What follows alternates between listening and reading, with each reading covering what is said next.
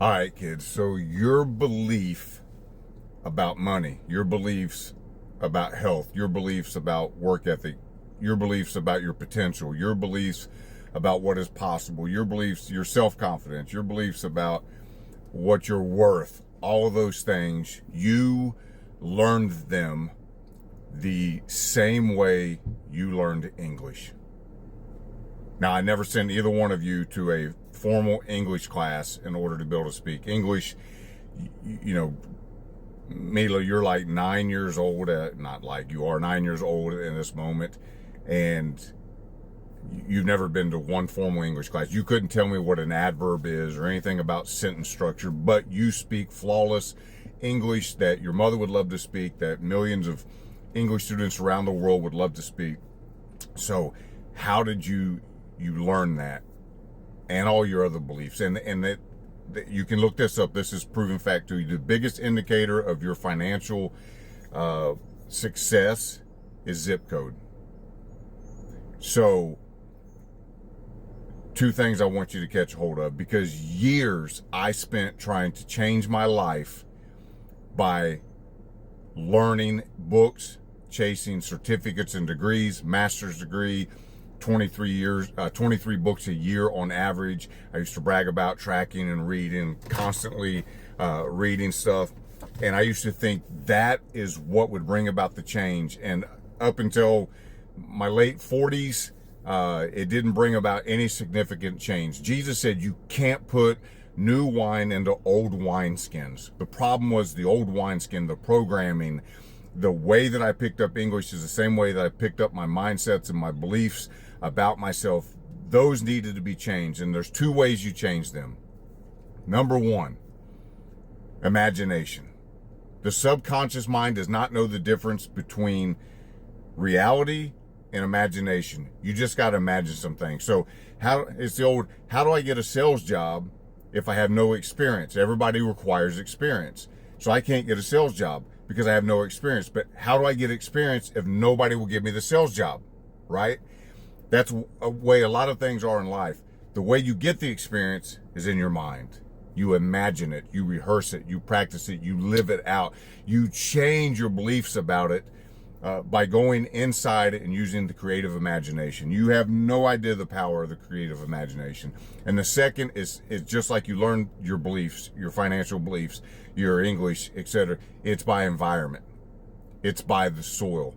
And the seed, some fell on rocky ground and some fell on good soil. Your environment has everything to do with it. So if you need to change whatever you need to change, the way you put new wine into a new wineskin is you change your environment, you change who you're around, who you're spending time with, where you live, everything that you can, and you get around those things that you absolutely want to. Immersion. The easiest way to learn a second language, they'll tell you, is immersion. I, for years, believed I was a bad language student. I did horrible in Spanish, 2 years, 3 years in high school. Horrible. Couldn't say nothing but Jose, Juan, Taco, Cerveza, Baño, Donde está el baño? That was it. And believed 100% I was bad at language. Why? Because I had some experiences that told me I was bad at language. But when I was living in Brazil and I immersed myself in the country, in the culture, in the language, I began to learn it just like I learned English. Also, I fell in love and had other reasons and high motivations to need to learn it, to want to learn it.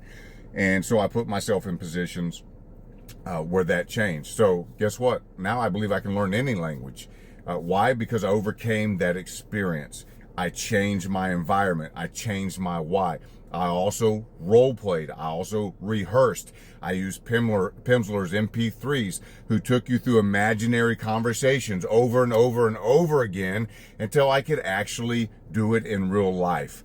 And I would sit, and while this Pimsleur was walking me through these conversations, and it literally would say, you were at a dinner party with, attaches from the government. Ask the person to your right if her husband, it just walked you through these imaginary scenarios. So environment, immersion, and imagination. You need to make more money. You want to get in shape.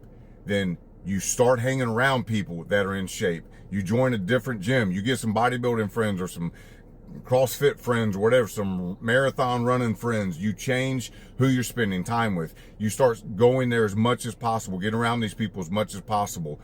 You'll start eating what they eat, thinking like they think, talking like they talk, listening to the same podcast they listen to, etc. You start visualizing yourself in shape, completing that marathon, winning that CrossFit contest, losing the 100 pounds. You start seeing what you feel like in that situation, what you look like in that situation. You print out pictures, you use AI and create pictures, and you hang it on your refrigerator of what you look like, and you meditate on it, you visualize it day after day, you immerse yourself as much as you can with that in real life and in your imagination. And that is how you change. That is how you bring these things about. If you go back and watch my recent video in Brazil, when I'm walking around the pool and I say, I've already been here 1,000 times, because literally I had, in my subconscious, in my visualization, in my hypnosis, in all those practices, I had already been there 1,000 times. So it was no big shocker. And so that is the secret. That is the key to whatever you want in life. It's not going to be in another damn degree. It's not going to be in a book, anything. What you need to do is you need to pick a goal, an objective. You need to immerse yourself as much as you can around people who have already done it and already are doing it. And then you need to begin to experience it in your mind and in your emotions every single day for at least 20 or 30 minutes, if not multiple times a day. That is the fastest route to get whatever you want in this life.